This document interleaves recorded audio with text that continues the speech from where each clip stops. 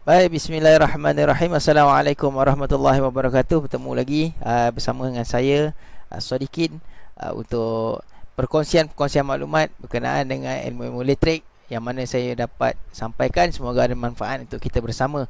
Bagi mana-mana yang berminat untuk terus mendapatkan video-video daripada saya, jangan lupa untuk tekan subscribe pada channel YouTube saya. Boleh teruskan like, boleh terus share, komen sekiranya ada sebarang penambahbaikan ataupun ada input-input yang saya mungkin tersilap untuk diperbetulkan, boleh komen dekat link di bawah. Baik, untuk hari ini saya dah sekian lama agak menyepi diri tak berkongsikan video-video yang terbaru. Hari ini saya nak berkongsi dengan tuan-tuan berkaitan dengan satu topik, iaitu kita nak tengok kepada topik perlindungan lita. Okay, kita nak tengok kepada perlindungan lita. Apa itu safety device ataupun peranti perlindungan di dalam kita punya lita elektrik. Okey, saya lebih berfokus kepada rumah kediaman lah. Sebab kenapa saya lebih berfokus pada rumah kediaman? Sebab bagi saya, bila kita nak bercerita, biar kita tahu daripada basic. Dekat rumah kediaman ni banyak basic-basic yang kita boleh dapatkan sebelum kita nak pergi lompat kepada industri. Okey, jadi untuk hari ini saya nak cerita LV, low voltage. Mungkin saya sentuh juga dekat bangunan-bangunan yang besar, tetapi low voltage. Low voltage ni maksudnya bawah 1000 volt. Mungkin dia juga terlibat dengan bangunan-bangunan yang melibatkan dengan pendawaian industri. Tapi untuk nota saya lebih berfokus ke mungkin dekat rumah kediaman, ataupun lebih kepada nota-nota yang saya sampaikan adalah berkaitan dengan rumah kediaman. Jadi harap-harap semua boleh bagi fokus ataupun boleh share terus video-video saya yang akan saya share ni nanti. Okey, untuk hari ini saya nak bercerita tentang perlindungan lita.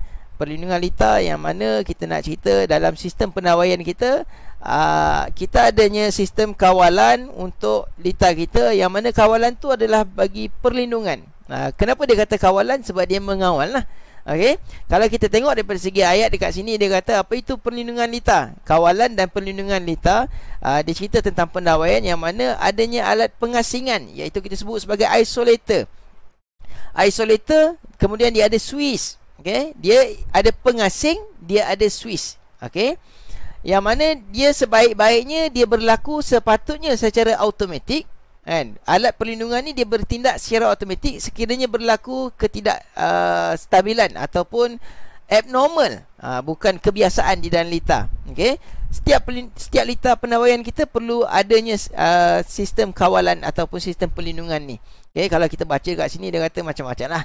Panjang ni kalau nak baca, tapi saya lebih suka untuk kita buat penerangan. Okey, pengasingan dan juga pensuisan yang mana dia berfungsi untuk menyambung dan memutuskan bekalan, yang mana kita lebih fokus kalau boleh sebaik-baiknya dia adalah bertindak secara automatik.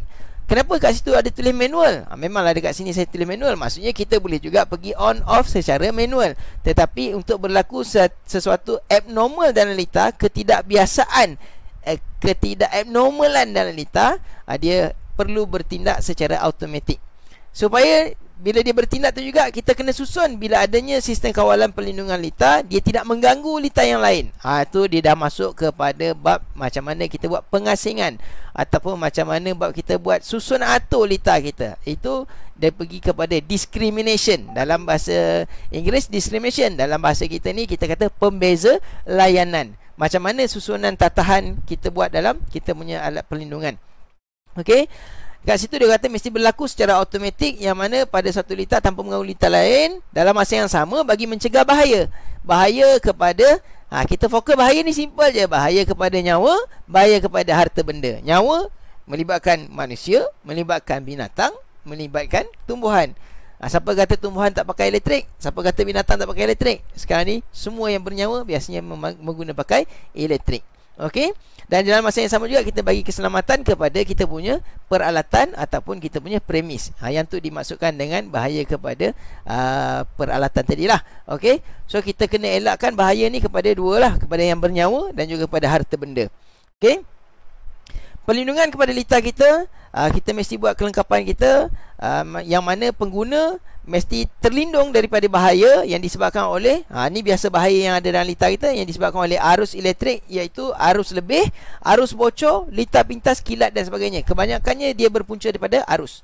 Kebanyakannya kerosakan ni adalah daripada arus. Sebab tu alat pelindungan kita semua majoritinya berfokus kepada arus. Kita ada yang MCB, RCCB, kejap lagi kita akan tengok.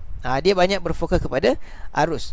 Okey, bila kita cerita tentang keselamatan ataupun kita punya litar pendawaian ni, kenapa kita perlu fokus? Macam saya nak fokus kepada rumah kediaman. Kalau kita tengok kat sini, saya ambil sumber ni daripada laman web Suruhanjaya Tenaga. Okey, apa itu Suruhanjaya Tenaga? Boleh tengok pada video-video saya yang lain. Ada saya sentuh juga apa itu Suruhanjaya Tenaga. Okey, kalau daripada laporan keselamatan sejak 2002 hingga 2016, yang mana Suruhanjaya keluarkan satu laporan kemalangan, di mana tempat kemalangan ni banyak berlaku. Kalau tuan-tuan tengok dekat sini, kita ada tengok sini. Kalau kita nampak ni 21.3%. Maksudnya ini antara yang tinggi pencawang elektrik, 21%. Okey, kebanyakan kemalangan berlaku di pencawang dan kebanyakan kemalangan juga berlaku di talian atas. Okey, kalau kita tengok yang ketiga tertinggi, dia kata di rumah kediaman, residensi. Sebab tu saya nak fokus kepada rumah kediaman. Sebab kalau kita kata, kenapa cik tak fokus pada lokasi kemalangan tentang pencawang elektrik? Bukan semua orang bekerja di pencawang elektrik. Dia ada orang-orang tertentu. Okey, talian atas pun ada orang-orang dia. Tetapi rumah kediaman, semua, siapa-siapa pun, rumah kediaman ni tempat yang memang kita ada. Walaupun kita ni bekerja dekat sektor apa sekalipun, tapi kita duduk di rumah kediaman, resident. Okey, jadi kemalangan di rumah kediaman ni antara yang tertinggi juga, ketiga tertinggi. Jadi sebab tu saya berfokus, kita nak cerita tentang keselamatan ataupun litar pendawaian kita, keselamatan litar pendawaian. Kita nak cerita, saya nak fokus kepada rumah. Okey, rumah kediaman. Okey, kalau kita tengok lokasi kemalangan, kita nampak kat situ kan, antara yang tertinggi adalah rumah kediaman, 15%, 15.7%, mencecah hampir 16%, 16%. Okey, ini report daripada tahun 2002 hingga 2016. Saya tak tengok pula dalam laman web yang terkini berapa jumlah kemalangan yang terkini tu, saya tak update pula sebab saya tengok baru ni report ni yang saya jumpa. Okey, apa punca kemalangan? Punca kemalangan. Kalau kita tengok punca kemalangan, apa punca kemalangan yang ada kat situ? Kalau kita tengok yang tertinggi apa? Pemasangan tidak sempurna. Jadi dekat rumah kita kena tengok lah. Sekarang ni yang saya nak fokus kepada keselamatan ni, sebab kita nak pastikan supaya pemasangan kita tu sempurna. Sempurna dari segi apa? Bukan saja pendawaian dia sempurna, bukan saja barang yang sempurna, iaitu dapat pengesahan daripada SIRIM, pengesahan daripada Suruhanjaya Tenaga bahawa dia selamat, tapi dia juga hendaklah dipasang mengikut tata cara yang betul. Kita nak menyusun supaya litar kita ada alat perlindungan yang betul. Yang ni dia katakan sempurna. Okey, walaupun dekat bawah tu ada lagi punca-punca yang lain. Pematuhan prosedur kerja yang tak selamat. Prosedur kerja ni kita tak patuh sepenuhnya. Sepatutnya bila kita buat kerja elektrik, kita perlukan pakaian, kita perlukan orang yang sepatutnya, orang yang kompeten. Okey, jadi dekat sini kalau kita tengok banyak perkara-perkara yang menjadi punca kemalangan. Ada juga kat sini kita tengok kecacatan peralatan. Ni perkakas kat rumah kita. Barang-barang kita kadang kita pakai dah tak selamat. Kenapa tak selamat? Kadang pecah, dia retak, crack, kita masih pakai. Ni antara punca-punca kemalangan. Dan banyak juga punca kemalangan sebab berpunca daripada pengetahuan. Kita tak tahu guna pakai, tapi kita nak pakai. Sekarang ni sebab terlalu banyak barang yang kita boleh beli secara online. Jadi orang berminat beli itu, beli ni, tapi dia tak tahu bahawa kesesuaian, mungkin barang tu kita tengok dalam online ni daripada luar negara pun kita boleh dapat barang. Tapi barang daripada luar negara, tuan-tuan kena faham, ada barang yang bila sampai dekat kita, dia tidak sesuai diguna pakai. Mungkin voltanya tidak sama, mungkin frekuensinya tidak sama. Jadi barang yang kita beli, kita kena pastikan bahawa barang tu sesuai di tempat kita. Okay? Kemudian kita banyak beli barang-barang yang kita minat dan kita beli. Hakikatnya kita tak tahu cara mengguna pakai. Itu juga antara punca kemalangan. Sebab kita mengguna pakai tidak bukan sepatutnya kita mengguna pakai, bukan orang yang sepatutnya kita suka beli dan kita pakai. Ini antara benda yang kita perlu elakkan. Okey, prosedur kerja tak selamat ni adalah kaedah kerja lah. Kaedah kerja macam mana kita melaksanakan kerja. Ini antara punca kemalangan. Tapi yang tertinggi dia kata pemasangan senggaraan tidak sempurna. Pemasangan tidak sempurna. Kenapa dia cerita pemasangan tidak sempurna? Macam ni tadi yang saya sebut tadi, ada benda-benda yang kita pasang dekat rumah, kita tak pasang dengan baik. Macam tadilah kita nak cerita pasal keselamatan peranti perlindungan kat rumah kita. Okey, bila kita cerita di rumah, apa yang kita nak lindung? Kita nak lindung, kebanyakan punca kemalangan adalah, kebanyakan kerosakan elektrik ni dia adalah berpunca daripada arus. Jadi di rumah kita, perlindungan yang kita kena buat adalah perlindungan arus. Okey. Perlindungan arus, kalau hari tu tengok dalam video saya yang berkaitan dengan papan switch utama pun ceritanya tentang perlindungan arus. Jadi hari ni, dalam nota yang hari ni kita cerita perlindungan arus, macam mana kita nak masuk deep lagi, masuk lebih dalam sikit lagi. Okey, bila kita cerita perlindungan arus, apa yang dimaksudkan dengan perlindungan arus? Secara amnya, perlindungan arus yang dimaksudkan kat sini dia bahagi kepada dua. Kita adanya perlindungan terhadap arus lebih, kemudian kita ada perlindungan terhadap arus bocor. Dua kerosakan yang biasa berlaku. Yang ni kita panggil kerosakan elektrik lah. Okey, apa kerosakan dia? Adalah arus. Okey, kerosakan terhadap arus. Okey, jadi kita kena beri perlindungan kepada arus. Beri perlindungan. Apa yang kita bagi perlindungan? Perlindungan kepada arus lebih, perlindungan kepada arus bocor ke bumi. Apa itu arus lebih? Okey, apa itu arus lebih? Arus lebih adalah beban itu diguna pakai dengan terlalu banyak dalam keadaan sekejap Baik, bila kita cerita tadi perlindungan kepada arus lebih. Apa itu arus lebih? Apabila beban kita guna pakai terlalu banyak dalam satu alat perlindungan. Kalau satu alat perlindungan dia dah bagi tu limit dia. Dia ada limit dia, dia ada had dia. Kalau dia kata 10 ampere, maka beban kita kena kira supaya dia tidak melebihi daripada 10 ampere. Okey.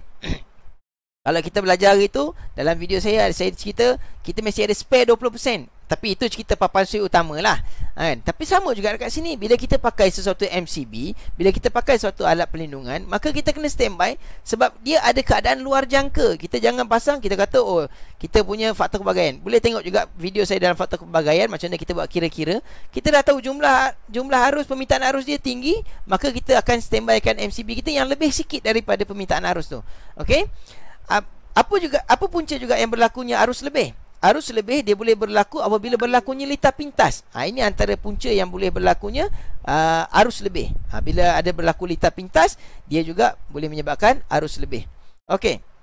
Kemudian kita tengok apa itu perlindungan bocor ke bumi. Perlindungan bocor ke bumi adalah arus yang dialirkan ke bumi apabila berlaku sebarang ketidakseimbangan litar. Sebab tu dekat rumah kita adanya kabel PC yang kita sambungkan. PC tu apa? Protective conductor. Kita adanya kabel protective conductor yang kita sambungkan kepada copper rod. Copper rod kita. Okey, seterusnya kita tengok apa itu perlindungan arus lebih. Perlindungan arus lebih kalau kita tengok di sini, yang mana apa yang kita nak buat adalah kita nak pasang satu alat ataupun peranti yang mana kita boleh memutuskan litar. Apa benda alat dia? Biasanya dia adalah fuse ataupun kita panggil juga pemutus litar. Dalam litar-litar ni banyak kita sebut CB, circuit breaker. Kita nak kena pasang fuse ataupun CB, circuit breaker. Okey. Dia digunakan dengan kadaran yang sesuai untuk perlindungan terhadap arus beban lebih atau litar pintas. Dia mesti ada kesesuaian dia lah. Okey, kesesuaian mengikut barang yang kita pasang tu. Okey, kita pasang, kita kena tengok dia bersesuaian ataupun tidak untuk saiz perlindungan dia. Okey, seterusnya kita sambung lagi. Pemutus litar atau fuse hanya digunakan pada konduktor hidup. Okey, ini kita kena jelas betul-betul. Fuse ataupun circuit breaker ni kita pasang pada live. Okey, pada kabel live, pada laluan kabel live. Okey, bagi penggunaan litar 3 fasa, semua litar ataupun fuse hendaklah digabungkan dalam satu litar. Maksudnya dia dijadikan satu circuit. Dia mesti kalau bertindak serentak. Kalau MCB 3 phase, dia kena MCB tu memang betul-betul MCB 3 pole. Kalau RCCB kena pakai RCCB 3 phase yang betul. Okey, dia mesti kalau RCCB maksudnya dia 3 phase neutral, 3 pole neutral. Okey, TPN. Okey. Itu maksud dia kata mesti digabungkan dalam satu kumpulan litar. Pemilihan alat perlindungan arus mestilah berpandukan pada kerosakan, pada paras kerosakan litar. Nilai KA, kiloampere dia. Okey, jadi perlindungan arus lebih. Apa alat yang kita biasa pakai? Ini contoh alat perlindungan terhadap arus lebih. Kita adanya MCCB, kita adanya RCCB, kita ada MCB. Itu contoh pemutus litar yang mana kita sebut tadi CB, circuit breaker. Okey, kalau tuan-tuan tengok barang-barang kita, bila ada barang belakang dia ada CB, itu adalah pemutus litar. Maksud dia juga diguna pakai sebagai alat perlindungan arus lebih. Ni kena faham. Okey. Fuse, kenapa kita tak cerita fuse? Fuse ni kita guna pakai juga. Fuse ni satu kelemahan, bukanlah kata dia tak bagus. Kadang-kadang dia satu perkara yang bagus bila kita pakai fuse. Tapi bila dalam keadaan ni, bila kita pakai circuit breaker dia boleh di-set semula. Maksudnya kalau dia trip, kita boleh on semula. Dia ni konsep dia trip. Kalau bahasa buku dia kata apa? Terpelantik. Terpelantik maksudnya dia jatuh ke bawah ni, dia trip. Okey, dia trip jatuh ke bawah ni. Kemudian kita boleh on semula. Sama juga RCCB, MCCB, benda-benda ni. Kalau jenis yang MCCB macam ni, biasanya kalau dia trip, dia duduk pada tengah-tengah. Dia duduk pada kedudukan tengah-tengah tu, maksudnya dia dalam keadaan trip. Dalam bahasa buku dia terpelantik. Okey. Fuse, kenapa tak pakai fuse? Fuse pun bagus. Fuse dia ada dawai. Bila dia berlaku sebarang arus lebihan, fuse tu akan putus, dawai tu akan putus. Kebaikan dia adalah, bagi saya kebaikan dia, kita kena cek semula. Kita kena panggil orang yang sepatutnya untuk buat pengujian, untuk cek kenapa dia tu trip, kenapa dia tu putus. Kalau dalam circuit breaker, ni bagi saya adalah kebaikan dan keburukan kan. Kelemahan dia bila kita yang tak tahu, kita tengok dia trip, kita on. Bila kita on, kita tak tahu apa punca kerosakan. Kita takut-takut bila kita on, litar kita masih belum repair, berlakulah bahaya-bahaya yang lain. Itu pula kelemahan dia. Tapi kebaikan dia pula, kalau emergency tengah malam, tak adalah kita nak pergi cari fuse, kita boleh on. Kalau fuse tadi tengah malam, kita nak cari, kena tunggu siang, untuk tunggu kedai buka, untuk tunggu orang datang, baru kita boleh gantikan fuse. Itu sikitlah perbezaan antara baik ataupun buruk. Kedua-duanya ada kebaikan, ada keburukan tersendiri untuk pemasangan dia. Okey, so ada fuse, ada pemutus litar. Okey, seterusnya kita tengok, bila kita cerita terhadap pelindungan arus bocor ke bumi, apa yang kita nak lindungi adalah arus kebocoran ke bumi. Kalau kita tengok arus yang berlaku di dalam litar kita, dia boleh berlaku kebocoran. Kebocoran ni punca daripada apa? Mungkin kabel kita luka, mungkin litar kita ada, barang kita ada kerosakan yang mana, contoh peti ais kan, bodi peti ais ni kalau dia bocor, dia ada efek kepada bahaya kepada kita, sebab dia ada current leakage kat situ. Okey, dalam rumah kita bila berlakunya arus lebihan, dia akan mengalir ke bumi, dia akan dialirkan ke bumi. Siapa yang akan tarik? Kabel PC, protective conductor, ataupun pengalir pelindung tadi, dia akan tarik bawa kepada earth. Okey, kita punya earth, kabel PC kita bersambung dengan copper rod. Daripada mana? Daripada terminal earth yang ada dalam DB, distribution board kita ada terminal earth, dia akan mengalirkan kepada copper rod kita, bumi. Okey, jadi pemasangan alat perlindungan terhadap arus kebocoran ke bumi di rumah, kita menggunakan pakai RCD. RCD ni dia sebenarnya adalah satu keluarga besar. Okey, barang yang kita pakai kat rumah RCCB, Residual Current Circuit Breaker. Okey, Residual Current Circuit Breaker. Kalau bila ulang balik nota tadi, saya sebut circuit breaker, dia juga pemutus litar. Pemutus litar untuk berlakunya perlindungan arus. Dia boleh juga melindungi arus, dan dalam masa yang sama dia melindungi terhadap arus bocor ke bumi. RCCB, Residual Current Circuit Breaker. Apa beza RCCB dengan RCD? RCD itu nama keluarga dia, Residual Current Device, peralatan perlindungan terhadap perlindungan arus. Okay? Perlindungan residual current. Residual current ni arus baki. Okay? Perlindung terhadap arus baki. Kalau kita tengok dekat switchboard, kita masuk sikit dekat switchboard, kita adanya ELR, EFR, Earth Fault. EFR tu apa? Earth Fault Relay. ELR tu apa? Earth Leakage Relay. Ini juga dimasukkan dalam kumpulan RCD, Residual Current Device. Dia memang peranti untuk perlindungan arus bocor ke bumi. Peranti terhadap perlindungan arus berbaki. Itu RCD. Okay? Sebab kadang-kadang ada orang kata, ni di rumah kita RCD, bukan RCCB. Ada pula kata ni RCCB bukan RCD. Tak apa, jangan bertekak. Kita satu hati, kita pegang RCD itu adalah keluarga besar, Residual Current Device, yang mana di rumah kita pakai RCCB. Okey, bila kita cerita RCCB, dalam akta kita, dalam peraturan 1994, peraturan elektrik 1994 menyatakan bahawa kita pemasangan di rumah, kita kena gunakan RCCB yang berkepekaan. Kepekaan terhadap perlindungan arus bocor ke bumi. Peraturan yang kita baca adalah peraturan 36. Untuk apa benda perlindungan terhadap bocor ke bumi ni? Untuk kita mengelakkan renjatan kena kepada pengguna. Fokus kita adalah pengguna yang pertama sekali kan, nyawa. Jadi kita nak elakkan renjatan. Bila berlaku kebocoran arus, ada kemungkinan risiko kepada nyawa. Okay, kita nak elakkan renjatan. Macam mana kita nak elakkan renjatan? Maka dalam peraturan 36 dia dah nyatakan mesti guna pakai peranti perlindungan terhadap arus kebocoran ke bumi. Yang mana dalam peraturan 36, sub peraturan 1, 36, sub peraturan 2, 36, sub peraturan 3 dan 36 sub peraturan 4 menyatakan di situ nilai sensitivity ataupun nilai kepekaan untuk RCCB kita. Dalam akta dalam peraturan dia menyebutkan ada 3 kepekaan. Kepekaan yang pertama nilai 10 mA. Kepekaan yang kedua bernilai 30 mA. Kepekaan yang ketiga bernilai 100 mA. Yang mana tugas fungsi dia adalah berbeza-beza, yang mana telah ditetapkan dalam peraturan 36, sub peraturan 1, sub peraturan 2, sub peraturan 3 dan sub peraturan 4. Kalau tuan-tuan buka buku peraturan, tuan-tuan akan jumpa 36 sub peraturan 1 dan sub peraturan 2 dia bercerita tentang pelindungan arus bocor ke bumi berkepekaan 10 mA. Yang mana dia mesti memberi pelindungan terhadap apa sahaja pendawaian kita yang disambungkan yang melalui yang pertamanya seandainya tempat itu lantainya berkemungkinan basah atau tempat tu berkemungkinan basah. Yang kedua, dia bercerita tentang pelindungan terhadap pendawaian kita yang duduk pada tempat hiburan awam ataupun tempat yang orang ramai akses dengan mudah. Saya ambil contoh tapak hiburan, tapak pesta, kan kita ada kedai game yang main kanak-kanak main tu, itu pun barang-barang tu sepatutnya disambungkan dengan peranti pelindungan berkepekaan 10 mA. Mesti berkepekaan 10 mA. Sebab dia lebih sensitif. Sebab kita ni boleh terkena renjatan pada kadaran tersebut yang boleh membawa mati bermula dengan saya cerita mati je kan.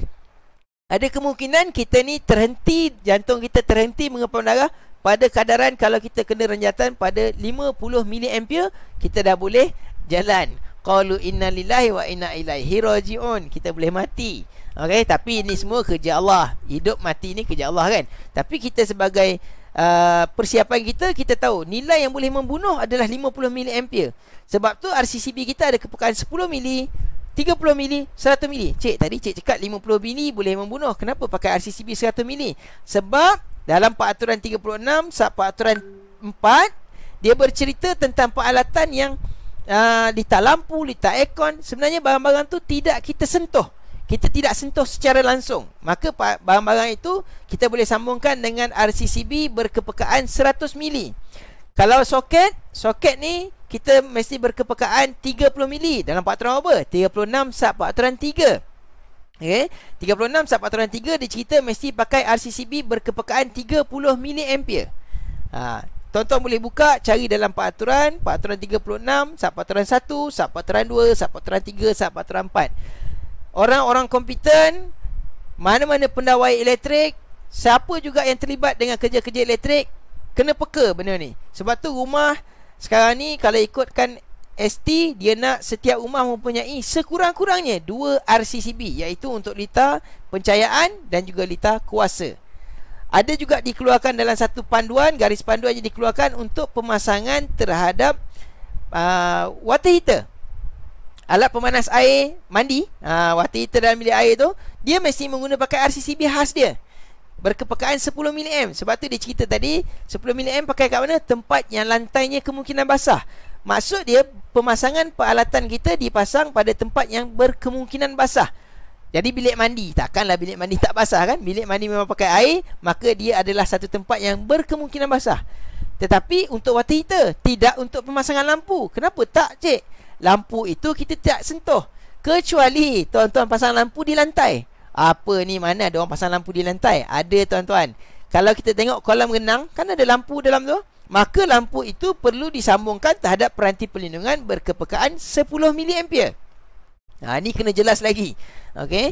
Nanti mungkin sesi-sesi akan datang kita boleh bercerita. Apa yang cerita wiring, cerita kepekaan 10 mA, 30 mA, 100 mA. InsyaAllah dalam sesi yang akan datang kita akan berkongsi macam mana yang dikatakan pendawaian dengan dikawal 10 mA, kawal 30 mA, kawal 100 mA. Okey, dalam sesi yang akan datang. Cuma bila kita cerita tentang perlindungan, litar kita perlu mempunyai perlindungan terhadap arus kebocoran bumi yang dilindungi pada kadar kepekaan dia 10 mili, 30 mili, 100 mili. Clear? Okey, jadi kat rumah tuan-tuan boleh cek litar rumah tuan-tuan macam mana. Bagi pendawai, bagi orang kompeten, sesiapa sahaja yang terlibat dengan kerja elektrik, tolong pastikan keselamatan pengguna. Okey, ini contoh RCCB di rumah kita lah. Dekat sini RCCB ni ada button untuk kita test monthly, push monthly. Kita boleh test sendiri. Kita boleh test sama ada dia beroperasi ataupun tidak. Dia akan trip lah. Okey, ni jenis RCCB single phase. Yang ni RCCB 3 phase. Yang ni kita sebut juga TPN, triple neutral. Maksudnya dia 3 kutub berserta neutral. Ada juga orang sebut sebagai 4P, 4 pole, 4 pole, 4 kutub. Tak apa, perbezaan pendapat tu selagi cerita benda yang sama, kita berlapan dada lah terima benda tu. Sebab ada orang kata salah ni, bukan triple, ni 4 pole. Ya, ada yang panggil 4 pole, ada yang panggil triple neutral. TPN, kalau tengok dalam buku dia tulis TPN, triple neutral. Maksudnya ada 3 kutub berserta neutral. So 4 lah. Kalau ni dia tulis SPN, single pole neutral. Okey, SPN, single pole neutral. Okey, ada juga yang sebut sebagai 2 pole, 2 kutub. Okey, itu kita punya RCCB. Seterusnya sikit lagi, seterusnya kita tengok dalam juga perlindungan litar kita, litar penawaian kita. Kita dah ada tadi perlindungan terhadap arus, perlindungan terhadap arus bocor ke bumi. Yang satu lagi tambahan, yang ni ST dah mula minta, dia dah galakkan. Kita pun nak kena pakai SPD. Apa itu SPD? Kita nak buat perlindungan terhadap kenaikan secara mendadak. Perlindungan mendadak. Surging. Kat sini dia sebut surge protection. Surging, kenaikan mendadak. Apa yang naik mendadak? Biasanya arus boleh naik mendadak, voltan pun boleh naik mendadak. Apa punca dia? Antara punca arus ataupun voltan naik mendadak. Okey, kat sini dia tulis alat perlindungan terhadap arus ataupun voltan yang naik secara mendadak. Macam mana dia boleh punca mendadak ni? Kadang-kadang daripada kilat. Kilat ni, sebab tu kalau bangunan besar dekat atas bangunan dia adanya perangkap kilat. Dia ada lightning arrestor, perangkap kilat. Bila kilat tu ada, dia terus mengalirkan ke bumi. Sebab kita takut current yang terhasil daripada kilat tu akan mengganggu sistem penawaian kita. Dia masuk dalam rumah, mengganggu sistem penawaian. Jadi kita ada perangkap kilat dekat bangunan. Rumah jarang orang pasang, tapi tak ada masalah.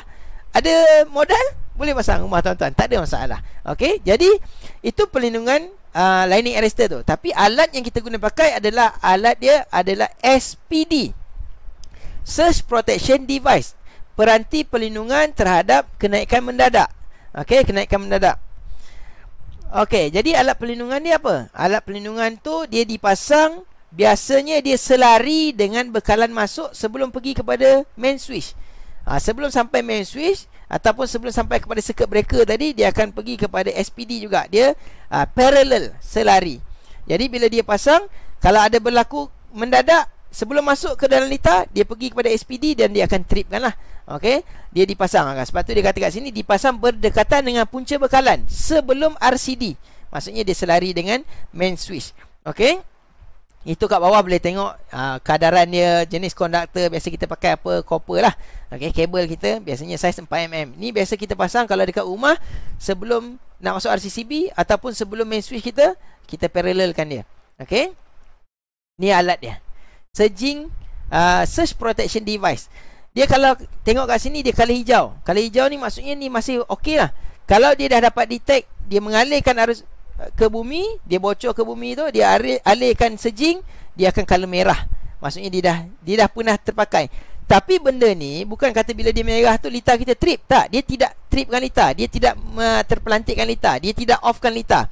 Dia cuma menangkap current yang berlaku lebihan ataupun voltage yang surging tadi, voltage ataupun current yang surging, yang naik mendadak tadi, dia mengalirkan ke bumi. Sambungan dia macam mana? Kalau tengok dekat sini ni live neutral. Ini masuklah kalau red, yellow, blue. Bawah ni semuanya pergi kepada bumi. Dia satu je, pergi kepada earth. Sebab tu simbol kat sini earth. Okey, dia pergi kepada bumi.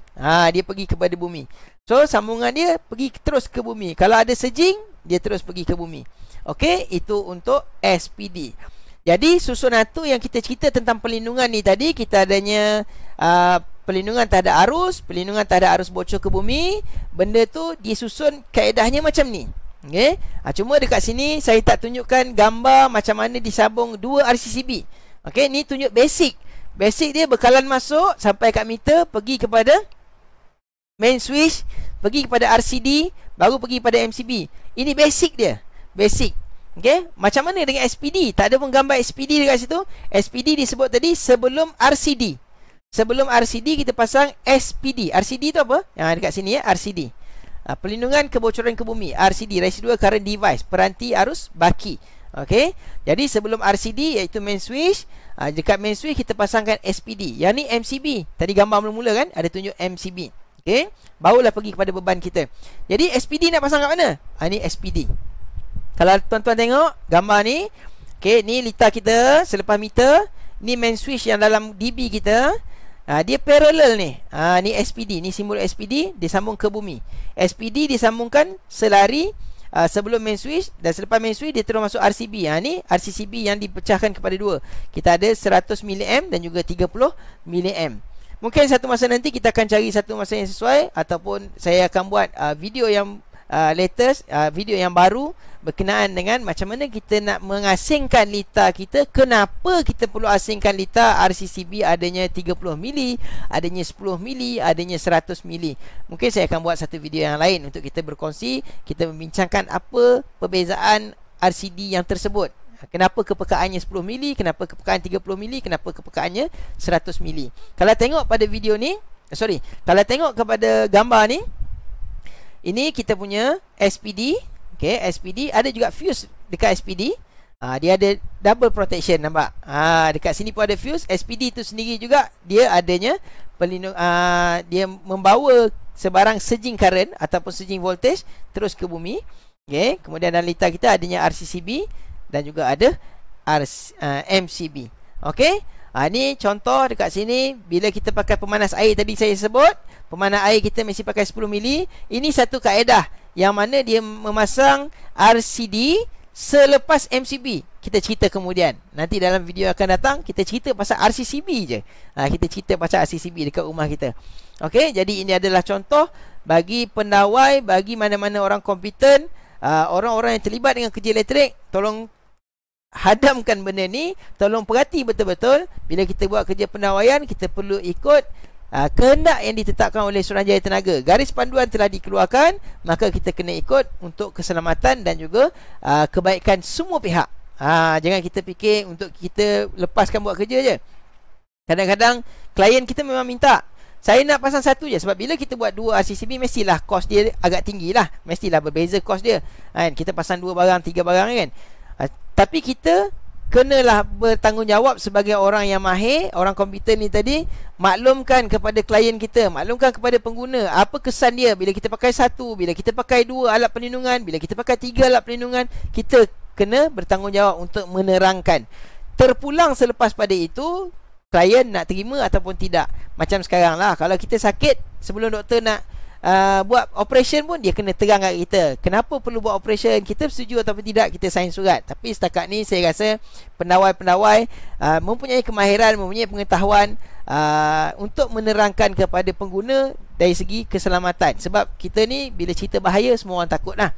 Okay, jadi saya rasa video saya untuk yang kali ni dah nak ke penghujung. Bila kita cerita tentang alat perlindungan tadi, ia juga merujuk kepada Peraturan 16. Peraturan 16 ada Peraturan 16, Sub Peraturan 1, Sub Peraturan 2, Sub Peraturan 3, Sub Peraturan 4. Kat mana nak tengok? Peraturan Elektrik 1994. Yang mana dalam peraturan ni, saya nak fokus dekat sini, Peraturan 16 Sub Peraturan 3.